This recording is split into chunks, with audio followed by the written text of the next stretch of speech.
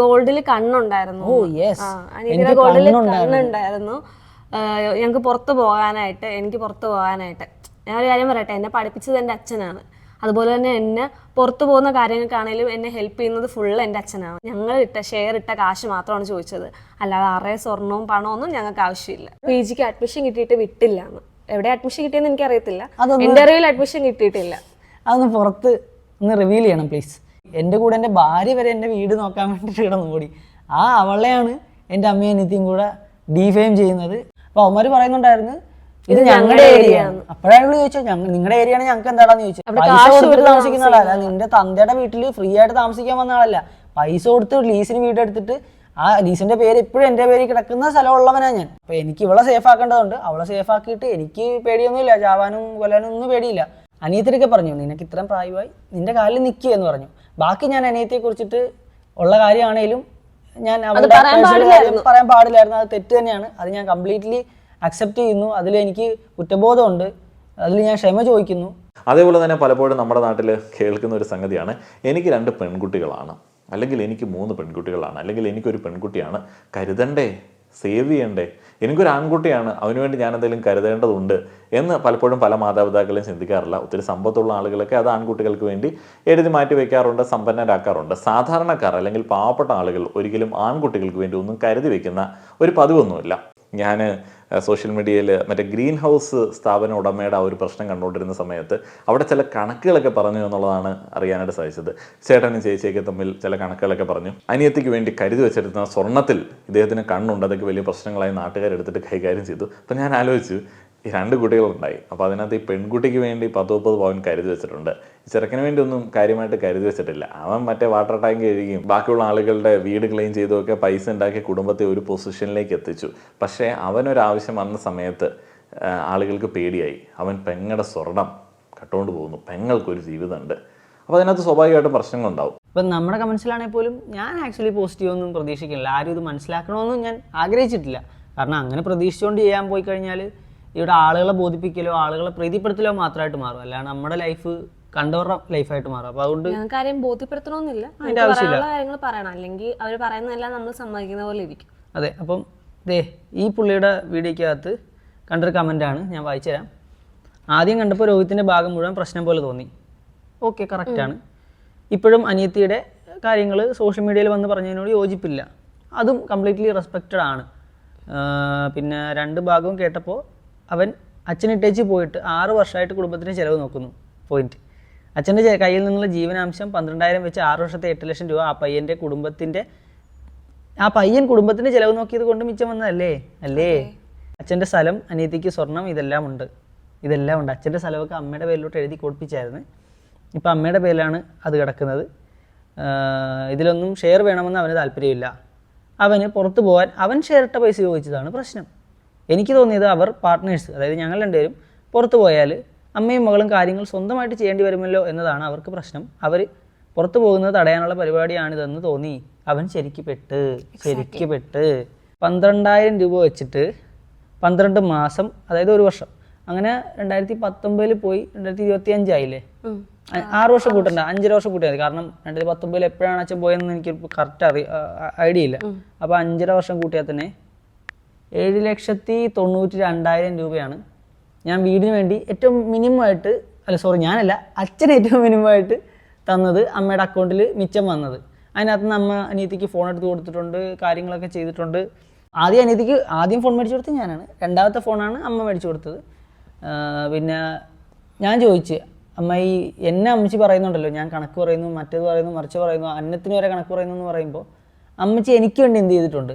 കല്യാണത്തിന് വേണ്ടി ആരാണ് പൈസ ഇറക്കിയത്? അത് ഞാനാണ് പൈസ ഇറക്കിയത്. A to Z കാര്യങ്ങൾ ഞാൻ അധ്വാനിച്ചുണ്ടാക്കി പൈസ വെച്ചിട്ടാണ് എന്നെ കല്യാണം കഴിപ്പിച്ചു വിട്ടത്. അതുപോലെ എൻ്റെ വിദ്യാഭ്യാസമോ എൻ്റെ എന്ത് കാര്യമാണേലും, എൻ്റെ കാര്യങ്ങളിപ്പോൾ ഗ്രീൻ ഹൗസിന് വേണ്ടി ഒരു ടൂള് വാങ്ങിക്കാനാണെങ്കിൽ പോലും ഞാൻ അമ്മയുടെ കയ്യിൽ നിന്നൊന്നും പൈസ മേടിച്ചിട്ടോ കാര്യങ്ങളോ ഒന്നുമില്ല. എൻ്റെ അധ്വാനത്തിൽ നിന്ന് മേടിച്ച പണിസാധനങ്ങൾ വരെ അവരിപ്പം തടങ്കിൽ വെച്ചേക്കുവാണ്, അവരുടെ കയ്യിൽ വെച്ചേക്കുവാണ്, എനിക്ക് തന്നിട്ടില്ല.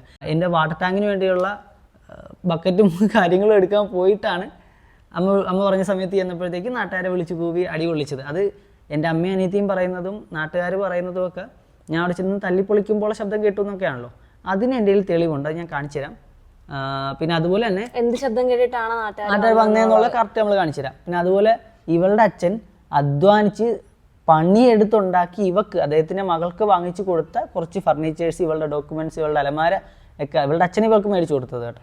അല്ലാണ്ട് ഇവളുടെ അച്ഛൻ ശ്രീധനായിട്ട് വന്നതോ എൻ്റെ വീട്ടുകാർക്ക് ഗിഫ്റ്റ് കൊടുത്തതോ അല്ല, അവർക്ക് അനുഭവിക്കാൻ കൊടുത്തതോ അല്ല, ഇവക്ക് വാങ്ങിച്ചു കൊടുത്ത സാധനം അതുപോലും എടുക്കാനായിട്ട് എൻ്റെ വീട്ടുകാർ സമ്മതിക്കുന്നില്ല എന്നുള്ളതും കൂടെ മനസ്സിലാക്കണം.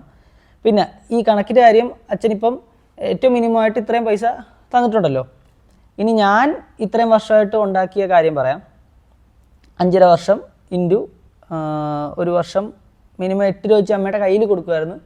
ബാക്കി എക്സ്ട്രാ ഒരു 2-3 രൂപയൊക്കെ എന്തുവാ മറ്റേ കറണ്ട് ചാർജ്, വാട്ടർ ചാർജ്, ഗ്യാസിൻ്റെ പൈസ, അങ്ങനെ ഇങ്ങനെ കരവും കാര്യങ്ങളൊക്കെ ആയിട്ട് പിന്നെ എക്സ്ട്രാ മീൻ മേടിക്കാൻ അതിന് ഇതിനൊക്കെ ആയിട്ട് നമ്മൾ ഇറക്കുമായിരുന്നു. അപ്പം എങ്ങനെ പോയാലും ഒരു 10 രൂപ കൂട്ടിയാൽ മതി, 10-12 ഒന്നും കൂട്ടണ്ട.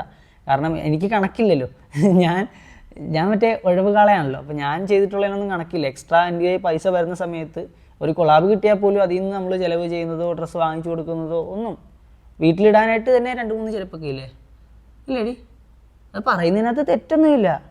കാരണം ഞാൻ ചെയ്തിട്ടുള്ളതിന് എനിക്കിപ്പോൾ കണക്കില്ല. അവരിപ്പോൾ പറയുന്നത് അവരുടെ ഒന്നും ചെയ്തിട്ടില്ലെന്ന് പറയുന്നത്. അപ്പൊ ഒന്നും ചെയ്തിട്ടില്ലെന്ന് പറയുന്നിടത്ത് നമ്മൾ ചെയ്ത കാര്യങ്ങൾ സ്റ്റേറ്റ് ചെയ്യണമല്ലോ. അല്ലെങ്കിൽ ഞാൻ മണ്ടനായി പോകില്ലേ. കാരണം ഇത്രയും കാലം ഞാൻ എന്ത് ചെയ്തു എന്ന് എനിക്ക് തന്നെ ഡൗട്ട് തോന്നുക. എൻ്റെ അമ്മയും അനിയത്തിയും പറയുവാണ് ഇത്രയും കാലം അച്ഛനാണ് ഇവർക്ക് പൈസ കൊടുത്തത്. അച്ഛനായിട്ട് അറിഞ്ഞ് അച്ഛൻ്റെ സ്നേഹത്തിൻ്റെ പുറത്താണ് വക്കീൽ വെച്ചൊക്കെ എഴുതി കൊടുത്തത്. അച്ഛൻ തരാണ്ട് വന്നപ്പോഴത്തേക്കും തരത്തില്ല എന്ന് പറഞ്ഞപ്പോഴത്തേക്കും വക്കീലിനെ കണ്ട് കാര്യങ്ങൾ സംസാരിച്ച് അച്ഛൻ്റെക്ക് എങ്ങനെ സംസാരിക്കണം എന്നുള്ള കാര്യങ്ങളൊക്കെ വക്കീലുമായിട്ട് ഡിസ്കസ് ചെയ്ത് അച്ഛനെയും വിളിച്ച് വരുത്തി കറക്റ്റ് പോയിൻറ്സും പറഞ്ഞിട്ട് അച്ഛനെ കൊണ്ട് ഒപ്പിടിച്ചിട്ടുണ്ടെങ്കിൽ അതെൻ്റെ കഴിവാണ്. പക്ഷേ അതൊക്കെ ഇപ്പോൾ അച്ഛനായിട്ട് ചെയ്തു എന്നാണ് പോലീസ് സ്റ്റേഷനിൽ വരെ അമ്മേനീതിയൊക്കെ പറയുന്നത്. സോ ആയിക്കോട്ടെ, അച്ഛനായിട്ട് ചെയ്താണ്, അച്ഛൻ പുണ്യാളനാണ്. അപ്പോൾ എന്തിനാണ് അച്ഛൻ പുണ്യാളനായിട്ട് അച്ഛനെ അടിച്ചിറക്കിയത് എന്നുള്ളത് എനിക്ക് മനസ്സിലാവുന്നില്ല. എനിക്കറിയാം എൻ്റെ അച്ഛൻ ആരാണെന്നും എന്തിനാണ് അച്ഛൻ പോയതെന്നൊക്കെ എനിക്ക് വ്യക്തമായിട്ടറിയാം. പക്ഷെ ഇപ്പോൾ എൻ്റെ അമ്മേനീത്തിയും പറയുന്നത് എൻ്റെ അച്ഛൻ പുണ്യാളനാണെന്നും എൻ്റെ അച്ഛൻ അവരോടുള്ള ഇഷ്ടത്തിൻ്റെ പുറത്ത് കാര്യങ്ങൾ ചെയ്തതാണെന്നൊക്കെയാണ്. അപ്പം 5.5 വർഷം ഇൻറ്റു 10 രൂപ വെച്ച് കൂട്ടിയാൽ മതി, ഇൻറ്റു 12 മാസം. അങ്ങനെ നോക്കുമ്പോൾ ഒരു 660 എന്നുള്ളതൊക്കെ എങ്ങനെ പോയാലും ഒരു 7-8 ലക്ഷം രൂപ വരും. ഞാൻ വീടിന് വേണ്ടി ചിലവാക്കിയത് ഏറ്റവും മിനിമമായിട്ട്. ഞാൻ ചെയ്യേണ്ട കാര്യം എന്ന് വെച്ച് കഴിഞ്ഞാൽ അച്ഛൻ തരുന്ന പൈസ വീടിന് വേണ്ടി ചിലവിന് വേണ്ടി തരുന്നതാണല്ലോ. അപ്പം വീടിന് വേണ്ടി എന്ന് പറയുമ്പോഴത്തേക്കും അങ്ങേരുടെ മക്കളാണ് ഞാനും എൻ്റെ അനിയത്തിയൊക്കെ. അപ്പോൾ ആ ചിലവ് അച്ഛൻ്റെ പൈസ വെച്ച് നോക്കണമായിരുന്നു. എന്നിട്ട് ഞാൻ പണിയെടുത്ത് പാർട്ട് ടൈമായിട്ട് പഠിക്കുന്ന സമയത്ത് വരെ പണിയെടുത്ത് ഉണ്ടാക്കുന്ന പൈസ മിച്ചം വെച്ച് എൻ്റെ അക്കൗണ്ടിൽ മിച്ചം വെക്കണമായിരുന്നു. അങ്ങനെ മിച്ചം വെച്ചിരുന്നെങ്കിൽ ഈ പറഞ്ഞ മിനിമം എമൗണ്ട് എൻ്റെ അക്കൗണ്ടിൽ വന്നേനെ. അങ്ങനെ വന്നാൽ എനിക്ക് ഈ അവസ്ഥയൊന്നും ഉണ്ടാകത്തില്ല. ഇപ്പോൾ എൻ്റെ അമ്മയും അനിയത്തിയും കൂടെ എന്നെ വീട്ടിൽ നിന്ന് ഇറക്കി വിട്ടിട്ട് എൻ്റെ പേരിൽ എൻ്റെ അക്കൗണ്ടിൽ നിന്ന് ട്രാൻസ്ഫർ ചെയ്ത പൈസ വെച്ച് ലീസിനെടുത്ത വീട്ടിൽ നിന്ന് എൻ്റെ ഭാര്യയും കൂടെ ഇറക്കി വിട്ടിട്ട് ഇവളുടെ അച്ഛൻ ഇവൾക്ക് ഗിഫ്റ്റ് കൊടുത്ത സാധനങ്ങളോ ഞാൻ അധ്വാനിച്ച് ഉണ്ടാക്കി എൻ്റെ പണി സാധനങ്ങളോ പോലും എടുക്കാണ്ട് വീട് കൊട്ടിയടച്ച് ആൾക്കാരെ കൊണ്ട് തല്ലിച്ച് അങ്ങനെയൊക്കെ ചെയ്യുമ്പോഴത്തേക്കും നമുക്കിപ്പോൾ സ്ഥലമില്ല. ഞാൻ ഇവളുടെ വീട്ടിലാണ് പോയി താമസിക്കുന്നത്.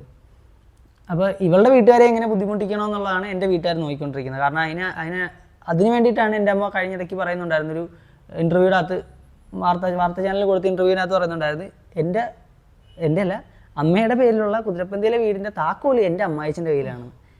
അതെങ്ങനെ എൻ്റെ അമ്മായിച്ചൻ്റെ കയ്യിൽ എത്തി എന്നുള്ളത് നിങ്ങളറിയണം. സംഭവം എങ്ങനെയാണെന്ന് വെച്ച് കഴിഞ്ഞാൽ കുതിരപ്പന്തിയിലെ വീട് വാടകയ്ക്ക് കൊടുക്കാമെന്നുള്ളൊരു പ്ലാനായിരുന്നു അമ്മയ്ക്ക്. അപ്പോൾ ഞാൻ പറഞ്ഞ അമ്മ നമുക്കത് വാടകയ്ക്ക് കൊടുക്കുന്നതിനേക്കാളും നല്ല വിറ്റ് അമ്മയും അനിയത്തിയും കൂടെ നിങ്ങളുടെ പേരിൽ വേറൊരു വീട് സെറ്റ് ആക്കുന്നതല്ലേ. കാരണം ഞങ്ങൾ വെളിയിൽ പോയി കഴിഞ്ഞാൽ നിങ്ങളുടെ ഒരു സ്റ്റെബിലിറ്റി സെറ്റ് ചെയ്യണമല്ലോ. അപ്പോൾ അത് ബേസ് സെറ്റ് അത് അവരുടെ സേഫ്റ്റിക്ക് വേണ്ടി നമ്മൾ എക്സ്ട്രാ എഫേർട്ട് ഇട്ട് ചെയ്യാന്നുള്ളത്. ഗ്രീൻ ഹൗസിൻ്റെ സോഷ്യൽ മീഡിയ വരെ ഉപയോഗിച്ച് നല്ല രീതിയിൽ ഡീലൊക്കെ സെറ്റ് ചെയ്യാന്നുള്ളതൊക്കെ ഞാൻ വീഡിയോസ് ഇട്ടിട്ടുണ്ട്. അതിനകത്ത് നിന്ന് കമ്മീഷൻ മേടിച്ചിട്ടോ കൊളാബറേഷൻ്റെ പൈസ വാങ്ങിച്ചിട്ടോ ചെയ്തതല്ല. അപ്പോൾ അത്രയൊക്കെ ചെയ്യുന്ന എനിക്ക് അവിടെ പോകാൻ റിസ്ക് ഫാക്ടേഴ്സും ഉണ്ട്. കാരണം അമ്മയെ സംരക്ഷിച്ചതിൻ്റെ പുറത്ത് പണ്ട് വല്യച്ഛൻ്റെ മോൻ നടുവത്തൊരു കുത്തി കൊല്ലാൻ നോക്കിയാണ്. അതും അമ്മയെ സംരക്ഷിച്ചതിനാണ് ഞാൻ പ്രശ്നേഷായത്. അപ്പം അതൊക്കെ ഇപ്പോൾ വെറുതെയാണ്. എന്തോ ആവട്ടെ, നോ പ്രോബ്ലം. നമ്മൾ അതെ, ഇപ്പം അങ്ങനെ വരുള്ളൂ, കുഴപ്പമൊന്നുമില്ല. അങ്ങനെയൊക്കെ നമുക്ക് റിസ്ക് ഉള്ള സ്ഥലത്ത് വരെ പോയി നമ്മൾ അത്രയൊക്കെ എഫേർട്ട് അമ്മയ്ക്കും അനിയത്തിക്കും വേണ്ടി ചെയ്യുമ്പോൾ അമ്മ ഇടയ്ക്കൂടെ അമ്മയുടെ പ്ലാൻ ഇട്ടു. അതായത് ഇതിൻ്റെ സൈഡിൽ കൂടെ വിൽക്കാൻ നോക്കുന്നതിൻ്റെ സൈഡിൽ കൂടെ ഇത് വാടകയ്ക്കും കൂടെ കൊടുക്കാം.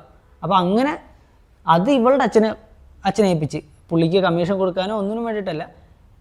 ഇവളുടെ അച്ഛൻ അതിൻ്റെ അടുത്ത് ആയതുകൊണ്ട് ഇവളുടെ അച്ഛൻ നോക്കിക്കോട്ടെ എന്ന്. അതായത് മറ്റേ ബ്രോക്കറെ സെറ്റാക്കി ഇവളുടെ അച്ഛനത് വാടകയ്ക്ക് കൊടുപ്പിച്ചിട്ട് പൈസ മേടിച്ച് തരട്ടെ എന്ന്. അപ്പോൾ ഞാൻ പറഞ്ഞു ഇവളുടെ അച്ഛന് അത്യാവശ്യം പ്രായമുള്ളതാണ്, പുള്ളിക്ക് ഹെൽത്ത് ഇഷ്യൂസും കാര്യങ്ങളൊക്കെ ഉണ്ട്, നല്ല പ്രായമുണ്ട് കേട്ടോ. അപ്പോൾ അതിനനുസരിച്ചിട്ട് പുള്ളി വീട് നോക്കാൻ വേണ്ടി പുള്ളി കിടന്ന് ഓടുക. അപ്പോൾ അതിൻ്റെ ഇടയ്ക്ക് എൻ്റെ വീടിന് എക്സ്ട്രാ പൈസ സെറ്റാക്കാൻ വേണ്ടിയിട്ട് പുള്ളി ഓടണമെന്ന് പറഞ്ഞാൽ ശരിയല്ലല്ലോ. പക്ഷേ എൻ്റെ അമ്മയ്ക്ക് അപ്പോൾ നിർബന്ധമായിരുന്നു പുള്ളി എന്നെ സെറ്റാക്കട്ടെ എന്നുള്ളത്. കാരണം എനിക്കത് വാടകയ്ക്ക് കൊടുക്കാൻ വേണ്ടിയിട്ട് സെറ്റാക്കാനുള്ള സമയമില്ല, വിൽക്കുന്ന കാര്യത്തിൽ ഞാൻ സെറ്റാക്കി നിങ്ങളെ സെറ്റാക്കി തരാം എന്നുള്ളതായിരുന്നു എൻ്റെ പ്രയോറിറ്റി എന്നുള്ളതുകൊണ്ട് ഞാൻ അങ്ങനെ പറഞ്ഞപ്പോഴത്തേക്ക് അമ്മയാണ് ഇവളുടെ അച്ഛനെ ഏൽപ്പിച്ച് ഇവളുടെ അച്ഛൻ്റെ ഒക്കെ നിർബന്ധിച്ച് താക്കോല് കൊടുപ്പിച്ചത്.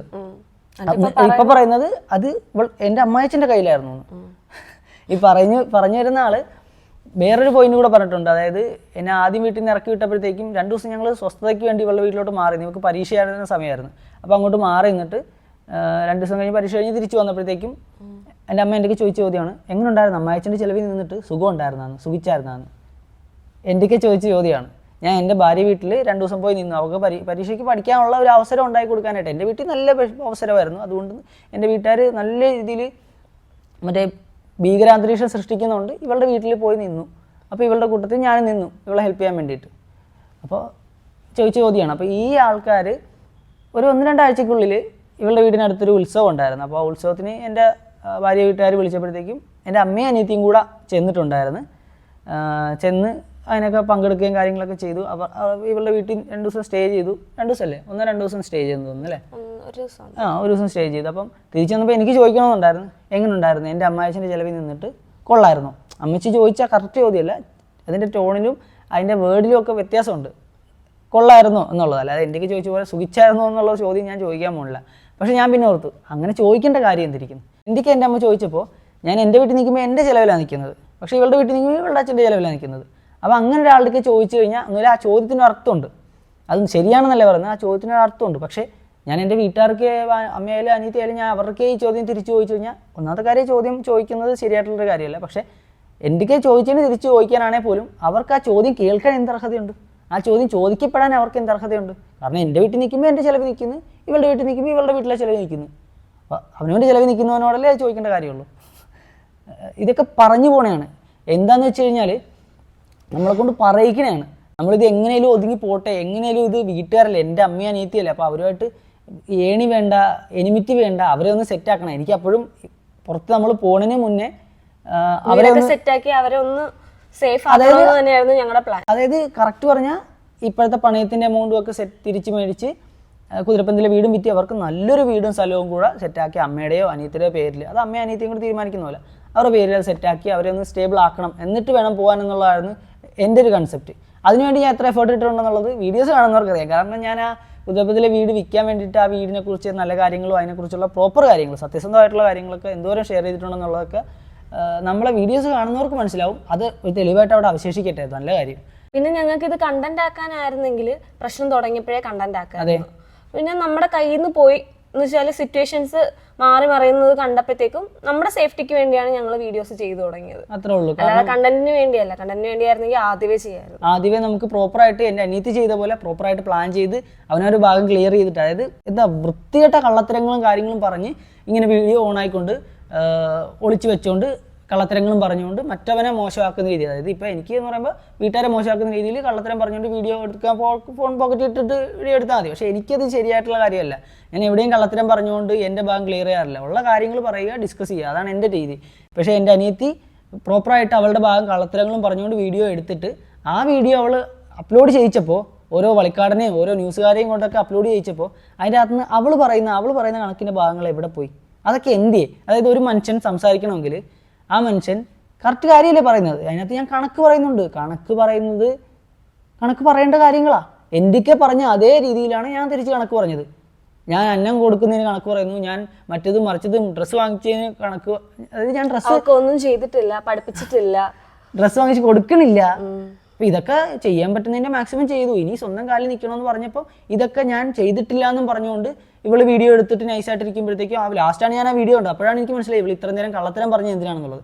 അപ്പോൾ ആ ഫോൺ പിടിച്ച് മേടിക്കുന്നതാണ് നിങ്ങൾ ആ വീഡിയോക്കകത്ത് കാണുന്നത്. അപ്പോൾ പറയുന്നത് വേറെയാണ്, സ്റ്റേറ്റ്മെന്റ് വേറെയാണ്. അതായത് നേരെ ചെന്ന് 4 അടി തുടർച്ചയായിട്ട് അടിച്ചു. കറക്റ്റ് 4 അടി. അതായത് ആ ഡയലോഗ് കേൾക്കുമ്പോൾ തന്നെ മനസ്സിലാവും കറക്റ്റ് അത് സ്ക്രിപ്റ്റ് ചെയ്ത ഡയലോഗാണെന്നുള്ളത്.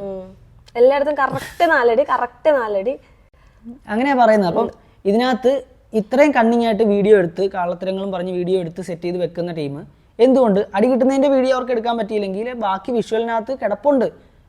അത് കഴിഞ്ഞ് എന്താണ് സംഭവിച്ചെന്നുള്ള ശബ്ദവും കാര്യങ്ങളും ഒക്കെ ഉണ്ട്. ഇവള് നോക്കി ഇന്ന് ചിരിക്കുമായിരുന്നു. ഇവളെ എനിക്ക് ഓർമ്മ ഞാൻ പറഞ്ഞിട്ടുണ്ടായിരുന്നു. ഞാൻ അതുകൊണ്ടാണ് ആ വീഡിയോ അതായത് നമ്മുടെ എക്സ്പീരിയൻസ് വേറെ ഡോക്യുമെന്റ് ചെയ്തത്. കാരണം അത് പറഞ്ഞില്ല എന്നുണ്ടെങ്കിലേ വേറെ രീതി കറങ്ങി വരുമെന്ന് എനിക്കറിയാം. ഇവള് വന്ന് ഇടയ്ക്ക് കയറിയിട്ട് എൻ്റെ വിടറാ അവളുടെ ഫോണിൽ നിന്ന് വിടറാ, അവളുടെ കഴുത്ത് എൻ്റെ കഴുത്തിൽ എൻ്റെ അനിയത്തിൻ്റെ കൈ ഇരിക്കുകയാണ് എൻ്റെ കൊങ്ങയ്ക്ക്. ഞാൻ ആ ഫോണിൽ 2 കൈ വെച്ച് എനിക്ക് അത്ര ഉള്ളായിരുന്നു. ആ ഫോണിൽ ഇവള് കള്ളത്തരം പറഞ്ഞിട്ട് ഞാൻ മറ്റേ മൗന സമ്മതം എന്ന രീതിയിൽ നിന്ന് ഞാൻ അത്രയും മടുത്ത് നിന്ന് പോകുന്നത് ഡിലീറ്റ് ചെയ്യിക്കണം. കാരണം ഇത്രയും കള്ളത്തരം പറഞ്ഞിട്ട് ഈ എന്നെ ഉണ്ടാക്കാൻ വേണ്ടിയിട്ട് കാണിക്കുന്നത് ശരിയായിട്ടുള്ളൊരു കാര്യമല്ല. അപ്പോൾ അത് ഡിലീറ്റ് ചെയ്യിക്കണം എന്നുള്ള പ്ലാനുകളാണ്. അപ്പോൾ ഇവള് പറഞ്ഞാൽ അത് അവൾ എന്താണെന്ന് വെച്ചാൽ ചെയ്യട്ടെ, അത് വിട്, അത്രയാണ് പറഞ്ഞത്. അല്ലാതെ നാട്ടുകാരെ കൊണ്ട് പറയിച്ചത് ഞാൻ മാറി നിന്ന് ചിരിക്കുമായിരുന്നു എന്നൊക്കെയാ പറയുന്നത്. ആൾക്കാർ വന്നപ്പോൾ ഇവള് പറഞ്ഞത് സീനാവും വിടാൻ. അങ്ങനെയൊക്കെയാണെന്നുണ്ടെങ്കിൽ ആ വീഡിയോക്കകത്ത് ഓഡിയോ ഉണ്ടാവും, കാണിക്കുക അല്ലെ കേൾപ്പിക്കുക. ഇതൊക്കെ കള്ളത്തരത്തിനൊക്കെ ഒരു മര്യാദ വേണ്ടേ? അത് കഴിഞ്ഞ് പോലീസ് സ്റ്റേഷനിൽ പോയിട്ട് അതായത് ഇവര് പറഞ്ഞത് ആശുപത്രിയിൽ ഡയറക്റ്റ് പോയി കഴിഞ്ഞാൽ കേസെടുക്കുന്ന പേടിച്ചത് എന്നെ അകത്താക്കുന്നുള്ള പേടി കേട്ടോ. അപ്പൊ അതുകൊണ്ട് അവര് കേസാക്കണ്ടെന്ന് വിചാരിച്ച് ആശുപത്രി പോയില്ല. പക്ഷെ അവര് പോലീസ് സ്റ്റേഷനിൽ പോയി അവര് പറയുന്നത് ഒത്തുതീർപ്പാക്കാൻ പോയെന്നല്ലേ പറഞ്ഞത്. പക്ഷെ അതിന്റെ ഓഡിയോ നമ്മുടെ ഇരിപ്പുണ്ട്. ഒത്തുതീർപ്പാക്കാനല്ല, അവൻ അടിച്ചു, അവൻ എന്നെ ഉപദ്രവിച്ചു എന്ന് പറഞ്ഞുകൊണ്ട് തന്നെയാണ് പോലീസുകാർക്ക് സംസാരിച്ചത്. അപ്പോൾ പോലീസുകാർ എന്റെയൊക്കെ ചോദിച്ച് കാര്യങ്ങൾ മനസ്സിലാക്കി. അപ്പൊ ഞാൻ പറയും, സാറേ നിങ്ങൾ ഇത് ഏത് രീതി നിങ്ങൾക്ക് ചെയ്യേണ്ട കാര്യങ്ങൾ നിങ്ങൾ ചെയ്തോളൂ. പക്ഷെ ഒരു കാര്യം, അത് എൻ്റെ ഭാഗം ഞാൻ കറക്റ്റ് കാര്യം സംസാരിച്ചിട്ട് പറഞ്ഞു. ഞാൻ തല്ലിയതാണെന്നുണ്ടെങ്കിൽ, അതായത് ഈ അടി ഉണ്ടായി എന്ന് പറഞ്ഞിട്ട് ഏതാണ്ട് ഒരാഴ്ച എങ്ങണ്ടായുള്ളൂ. അപ്പോഴത്തേക്ക് ഇവർ പോയപ്പോഴത്തേക്കും പോലീസുകാർക്ക് ഞാൻ പറഞ്ഞു, ഒന്ന് ആശുപത്രി പോയതിൻ്റെ ഒരു സംഭവമില്ല. കാരണം ആശുപത്രി പോയിട്ടില്ല, ആശുപത്രി പോകാനായിട്ട് തല്ല് കിട്ടിയെങ്കിൽ അവിടെ ഇവിടെ എങ്കിലും ഒരു പാടെങ്കിലും കാണണ്ടേ. അപ്പം നാട്ടുകാർ പറഞ്ഞ ഡയലോഗ് 2 കവളിലും പാടുണ്ടായിരുന്നു, 4 വിരലുണ്ടായി, അങ്ങനെയൊക്കെയല്ലേ പറഞ്ഞത്. അങ്ങനെ 4 വിരൽ വെച്ച് പാടുണ്ടായിരുന്നു. അല്ല, ഇത്രയും വീഡിയോ ഒക്കെ എടുക്കുന്ന ആൾക്കാര് അപ്പൊ എടുക്കാൻ പറ്റിയില്ല, സ്വയരക്ഷയ്ക്ക് വേണ്ടി എടുക്കാൻ പറ്റിയില്ല. അതിനുശേഷം ഒരു ഫോട്ടോ എടുത്ത് വെക്കായിരുന്നല്ലോ മുഖത്ത് പാടുള്ളത്, എന്തുകൊണ്ട് ചെയ്തില്ല? കാരണം പാടില്ല. എന്നിട്ട് ഇപ്പൊ ഇങ്ങനെ പാടുമെന്ന് പാടിക്കൊണ്ട് നടന്നിട്ട് കാര്യമില്ലല്ലോ.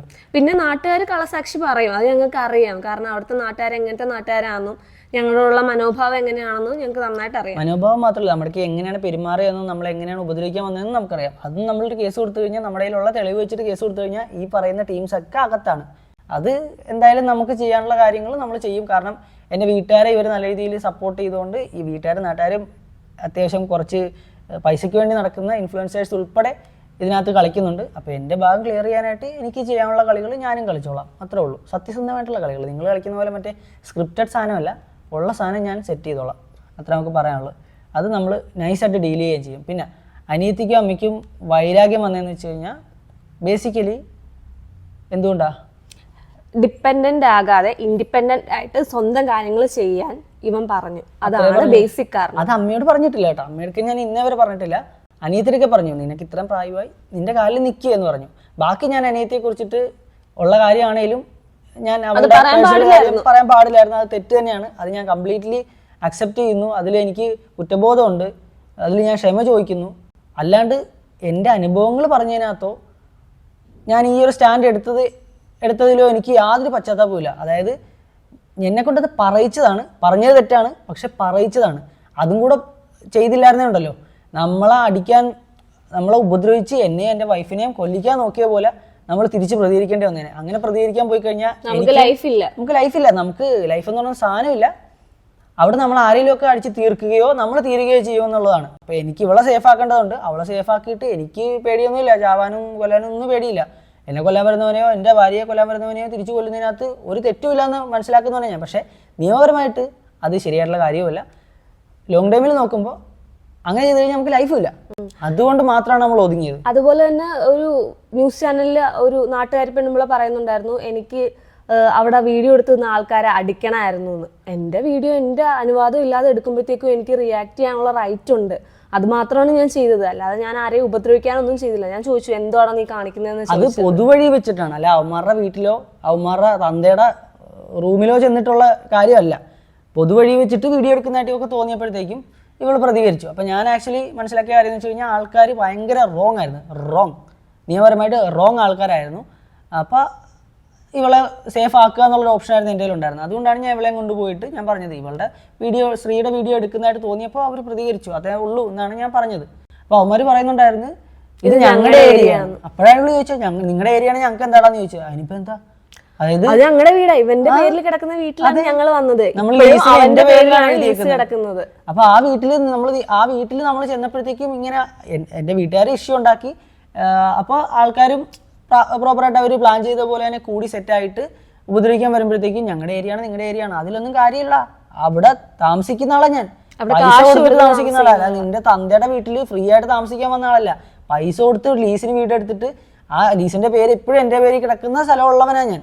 അപ്പോൾ എന്റിക്കയിലോ എൻ്റെ വൈഫിൻ്റെ കേലോ ഇത് ഞങ്ങളുടെ ഏരിയ നിങ്ങളുടെ ഏരിയ ആ ഡയലോഗ് പറയേണ്ട കാര്യമില്ല, ഞങ്ങൾ തിരിച്ചു പറയാൻ വന്നില്ല. കാരണം അത് ഞങ്ങൾക്ക് മര്യാദയും മാന്യത ഉണ്ടായതുകൊണ്ടാണ്. ഞങ്ങൾക്കറിയാം അവിടെ ഒരു ഇടി പൊട്ടിക്കഴിഞ്ഞാൽ ഇടി കൊടുക്കാനും അറിയാം, കൊള്ളുകയും ചെയ്യും. പക്ഷേ എൻ്റെ കൂടെ ഇവളുണ്ടായിരുന്നു, എൻ്റെ വണ്ടി ഉണ്ടായിരുന്നു, കൂട്ടുകാരുണ്ടായിരുന്നു, ഇവർക്ക് ആർക്കും റിസ്ക് വരരുതെന്നുള്ളത് എൻ്റെ പ്രയോറിറ്റി ആയിരുന്നു.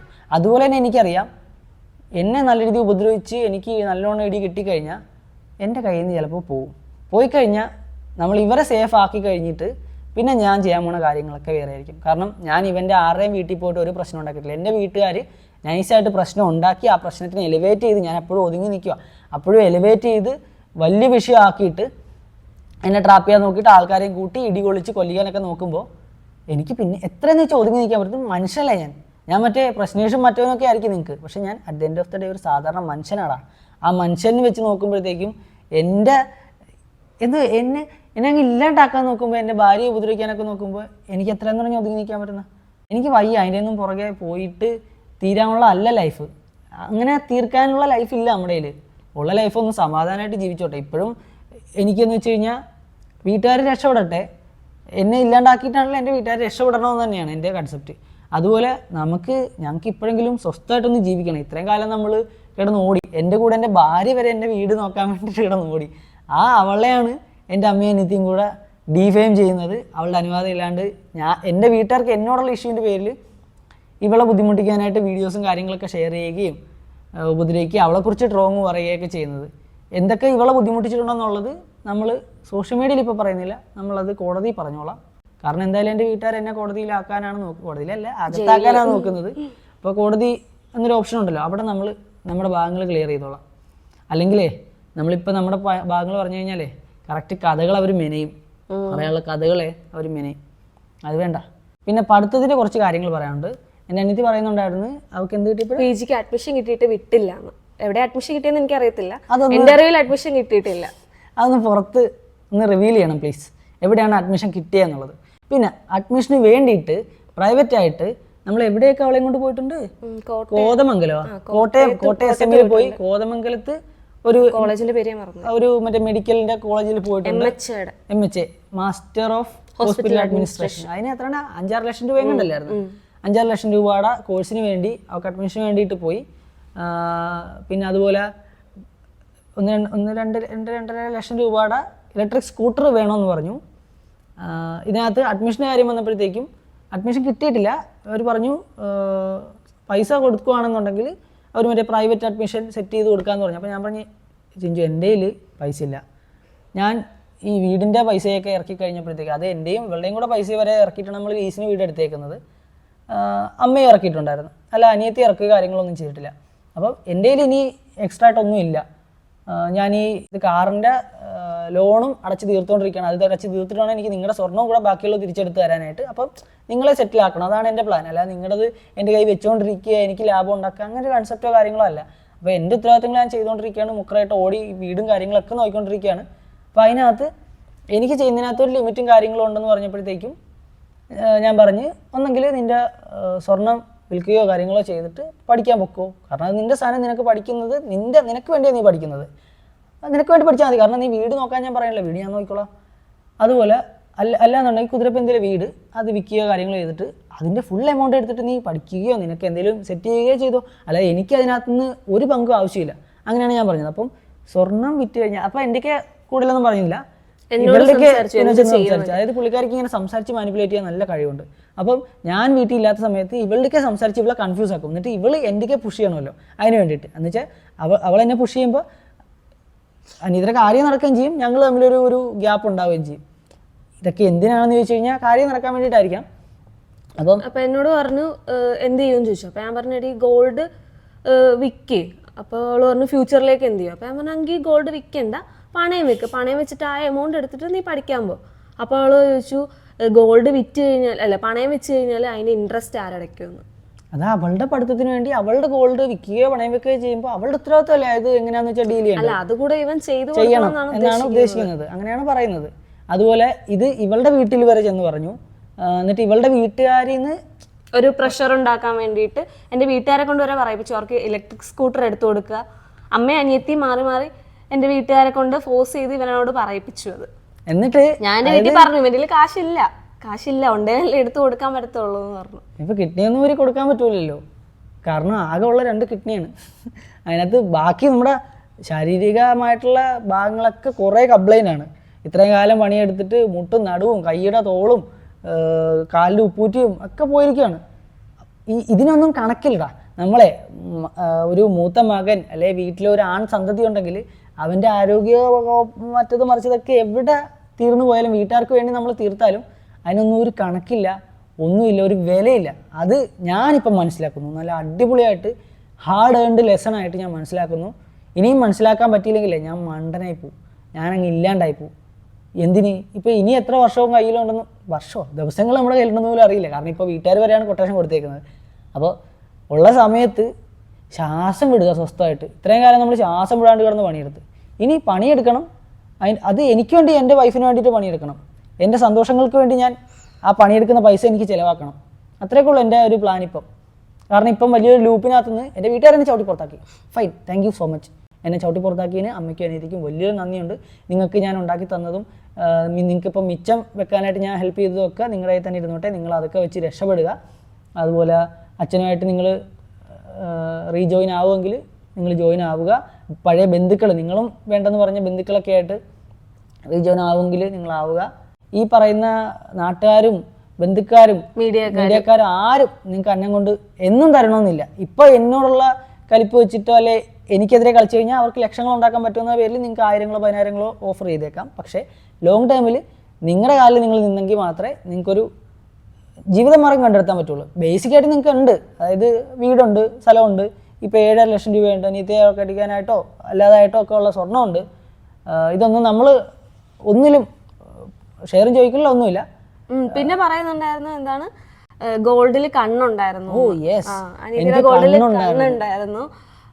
ഞങ്ങൾക്ക് പുറത്ത് പോകാനായിട്ട് ഞാൻ ഒരു കാര്യം പറയട്ടെ, എന്നെ പഠിപ്പിച്ചത് എൻ്റെ അച്ഛനാണ്. അതുപോലെ തന്നെ എന്നെ പുറത്തു പോകുന്ന കാര്യങ്ങൾക്കാണെങ്കിലും എന്നെ ഹെൽപ്പ് ചെയ്യുന്നത് ഫുള്ള് എൻ്റെ അച്ഛനാണ്. കഷ്ടപ്പെട്ട് നല്ല രീതിയിലാണ് എന്നെ വളർത്തിയത്. അപ്പോൾ എന്നെ പുറത്തുവിടാനുള്ള കാശെല്ലാം എൻ്റെ അച്ഛൻ്റെ കയ്യിലുണ്ട്. അതിനുള്ള എല്ലാം അച്ഛൻ സമ്പാദിച്ചു വെച്ചിട്ടുണ്ട്. എനിക്ക് ആരുടെയും സ്വർണ്ണമോ പണമോ ഒന്നും ആവശ്യമില്ല. പിന്നെ ഞങ്ങൾ ചോദിച്ചത് ഷെയർ ഇട്ട കാശ് മാത്രമാണ് ചോദിച്ചത്, അല്ലാതെ ആരുടെയും സ്വർണ്ണവും പണവും ഒന്നും ഞങ്ങൾക്ക് ആവശ്യമില്ല. അപ്പോൾ അങ്ങനെ ഞങ്ങളിട്ട പൈസ, അത് എൻ്റെ വീട് ലീസിനെടുക്കാനായിട്ട് ഞാനും എൻ്റെ വൈഫിൻ്റെയും കൂടെ ഇട്ട പൈസ ചോദിച്ചപ്പോഴാണ് അത് പ്രശ്നമായത്. എനിക്ക് സ്വർണ്ണത്തിൽ കണ്ണുള്ളവനായത്. ഇങ്ങനെ സ്വർണ്ണേഷ് ആവാനായിരുന്നെങ്കിൽ അല്ലെങ്കിൽ സ്വർണ്ണേഷ് ആയിരുന്നെന്നുണ്ടെങ്കിൽ കല്യാണത്തിന് സുഖമായിട്ട് എനിക്ക് 0 ഗോൾഡ് മാരേജ് കഴിക്കേണ്ട കാര്യമില്ലായിരുന്നു. കാരണം എൻ്റെ വൈഫിൻ്റെ വീട്ടുകാർക്ക് ഒരു ആഗ്രഹം ഉണ്ടായിരുന്നു, അവരുടെ വീട്ടിലെ മൂത്ത മോളുടെ കല്യാണമാണ്. അപ്പോൾ ആദ്യത്തെ കല്യാണം ആകുമ്പോഴത്തേക്ക് അവർക്ക് ചെയ്യേണ്ട കാര്യങ്ങളെല്ലാം ചെയ്ത് നല്ല രീതിയിൽ ചെയ്യണം എന്നായിരുന്നു അച്ഛൻ എനിക്ക് പറഞ്ഞ ആ സ്റ്റേറ്റ്മെൻ്റ് ആട്ടോ ഞാൻ പറഞ്ഞത്. അപ്പോൾ ഞാൻ പറഞ്ഞു അച്ഛാ അതിൻ്റെ ആവശ്യമില്ല. കാരണം ഇവിടെ നമ്മൾ ഒരു എൻ്റെ ഒരു വ്യക്തിത്വവും എൻ്റെ ഒരു പ്രിൻസിപ്പിളുമായിട്ട് ഈ കല്യാണം സെറ്റ് ചെയ്യുന്നു എന്നത് മാത്രമല്ല, സമൂഹത്തിൽ നമ്മൾ കൊടുക്കുന്നൊരു മെസ്സേജാണ് നമ്മുടെ 0 ഗോൾഡ് മാരേജ്. അങ്ങനെ കാര്യങ്ങളൊക്കെ സംസാരിച്ച് അച്ഛൻ്റെ ഒരുപാട് സംസാരിച്ച് എൻ്റെ ഉദ്ദേശം എന്താണെന്ന് അച്ഛനും കറക്റ്റായിട്ട് മനസ്സിലായി. അങ്ങനെയാണ് നമ്മൾ ഈ 0 ഗോൾഡ് മാരേജ് എന്നുള്ളത് വീട്ടുകാരുടെ സമ്മതത്തോടു കൂടി, അതായത് ഇവളുടെ വീട്ടുകാരുടെ സമ്മതത്തോടു കൂടി സെറ്റാക്കിയത്. എൻ്റെ അമ്മയ്ക്ക് അപ്പോഴും സ്വർണ്ണം മേടിക്കണം എന്നുള്ള കൺസെപ്റ്റൊക്കെ ആയിരുന്നു. പിന്നെ അതുപോലെ നമ്മളെ കല്യാണത്തിന് പോലും അമ്മയുടെ അക്കൗണ്ടിൽ നിന്ന് 5 പൈസ ഇറക്കിയിട്ടില്ല. അതായത് എൻ്റെ പൈസയാണ് എൻ്റെ കല്യാണം നടത്തിയത്, അല്ലാണ്ട് നമ്മൾ വീട്ടുകാരുടെ ഒന്നും മേടിച്ചിട്ടില്ല. പിന്നെ കല്യാണം നടത്തിയപ്പോഴത്തേക്കും ഞാൻ എൻ്റെ കൂട്ടുകാർക്കൊക്കെ പറഞ്ഞിട്ടുണ്ടായിരുന്നു, മറ്റേ കളക്ഷൻ്റെ പരിപാടികളൊന്നും നമ്മൾ നോക്കുന്നൊന്നുമില്ല, എല്ലാവരും സന്തോഷത്തിന് വരിക, പങ്കെടുക്കുക. പിന്നെ ബന്ധുക്കൾക്ക് എൻ്റെ അമ്മയുടെ ബന്ധുക്കൾക്ക് ഞാനും കൊടുത്തിട്ടുണ്ട്. എന്ന് വെച്ചാൽ അച്ഛൻ ടീച്ച് പോയപ്പോഴത്തേക്കും തൊട്ട് ഞാനും പരിപാടികൾക്ക് ഞാനാണ് ഫണ്ട് ഇറക്കിക്കൊണ്ടിരുന്നത്. അപ്പോൾ ആ ബന്ധുക്കൾ തിരിച്ച് പൈസ തന്നപ്പോഴത്തേക്കും അത് ഞാനും അമ്മയും വാങ്ങിച്ചു. കൂടുതൽ അമ്മയുടെ കയ്യിലാണ് കൊടുത്തത്. അപ്പോൾ അമ്മയും ഞാനും വാങ്ങിച്ചു. ആ കല്യാണം നടത്തിയതും എല്ലാ കാര്യങ്ങളും സെറ്റ് ചെയ്തതും ഞാനാണ്. അപ്പോൾ ആ കല്യാണം നടത്തുന്ന ആൾക്കാണല്ലോ ആ പൈസ കിട്ടുന്നത്. കാരണം ഞാനാണല്ലോ ആ പൈസ ഇറക്കിയിട്ടുള്ളത്, ഓൾറെഡി ആൾക്കാർക്ക് കൊടുത്ത ഞാനാണല്ലോ. എന്നിട്ട് ഈ പൈസ വെച്ചിട്ട് നമ്മൾ പന്തലിൻ്റെ പണിക്ക് ഉള്ള പൈസ അത് വെച്ച് സെറ്റ് ചെയ്തു. അതുപോലെ ഇവക്ക് കല്യാണം കഴിഞ്ഞപ്പോൾ മറ്റേ താലി മേടിച്ചിട്ടുണ്ടായിരുന്നു, അത് വെച്ചാണ് കിട്ടിയത്. അതുപോലെ മാല വാങ്ങിക്കാനായിട്ട് ആ ഫണ്ട് ഇറക്കിയപ്പോഴത്തേക്കും അമ്മ പറയുന്നുണ്ടായിരുന്നു, കണ്ട എൻ്റെ പൈസ വരെ ഞാൻ ഇറക്കുന്നതെന്ന്.